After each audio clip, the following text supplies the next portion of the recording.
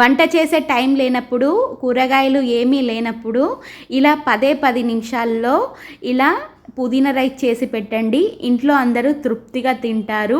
మళ్ళీ మళ్ళీ అడిగి మరీ చేపించుకుంటారు. అంత రుచిగా ఉంటుంది ఈ రెసిపీ. తప్పకుండా వీడియో ఎండ్ వరకు చూడండి. ముందుగా పుదీనా రైస్ కోసం పుదీనా ఒక కట్టనైతే తీసుకొని ఆకులనైతే గిల్లేసుకొని కడిగి ఒక ప్లేట్లో అయితే పెట్టేసుకోవాలి ఈ విధంగా.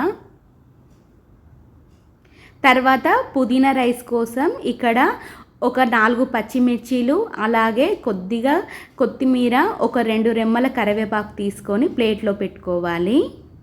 తర్వాత మిక్సీ జార్ తీసుకొని మనం ముందుగా కడిగి పెట్టుకున్న పుదీనా ఆకులనైతే మిక్సీ జార్లో వేసుకోవాలి.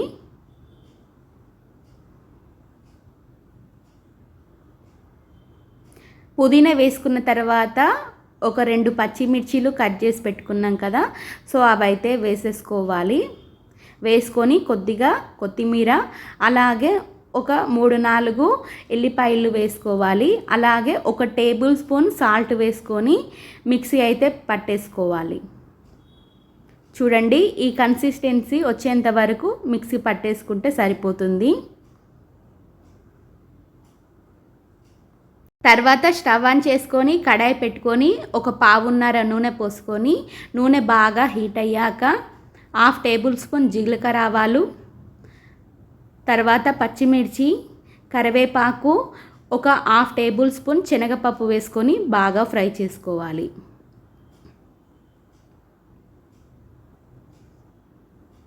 పచ్చిమిర్చి పచ్చివాసన పోయేంత వరకు మంచిగా ఫ్రై చేసుకున్న తర్వాత మనం ముందుగా మిక్సీ పట్టుకున్న పుదీనానైతే వేసేసుకోవాలి.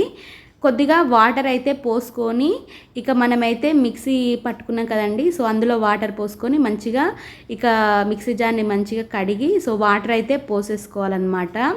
పోసుకొని ఒక 1/2 టేబుల్ స్పూన్ పసుపు అయితే యాడ్ చేసుకొని ఒక 3 నిమిషాల పాటు మంచిగా లో ఫ్లేమ్లో పెట్టి మంచిగా ఉడికించుకోవాలి. సో పుదీనా పచ్చివాసన పోయేంత వరకు ఒక 3 నిమిషాల పాటు ఉడికించుకుంటే పచ్చివాసన అనేది పోతుందన్నమాట.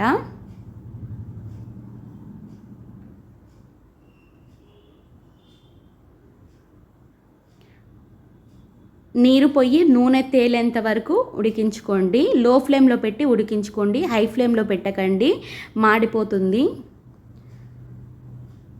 తర్వాత చూడండి, ఇక్కడ నూనె అయితే తేలింది.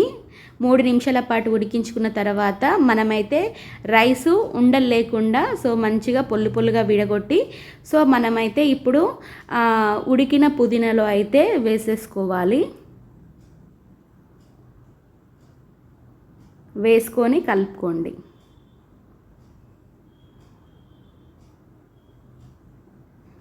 ఉండలు లేకుండా మంచిగా కలుపుకోండి.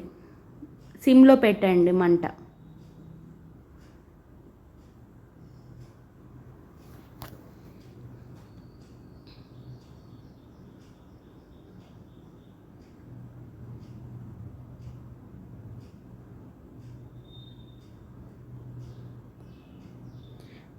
చూడండి, ఆకు మొత్తం ఇప్పుడు అంతా అన్నానికి పట్టేటట్టు మంచిగా కలుపుకోవాలి. తర్వాత కొద్దిగా నిమ్మరసాన్ని అయితే యాడ్ చేయండి, చాలా బాగుంటుంది టేస్ట్. నిమ్మకాయ రసాన్ని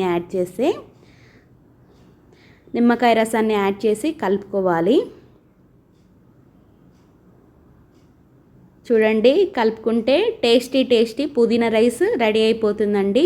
ఇలా చేసి పెట్టండి, పిల్లలు కూడా ఇష్టంగా తింటారు. వీడియో ఇంతవరకు చూసినందుకు చాలా థ్యాంక్స్ అండి. మన ఛానల్ని కొత్తగా చూస్తున్నట్టయితే ప్లీజ్ సబ్స్క్రైబ్ చేసుకోండి.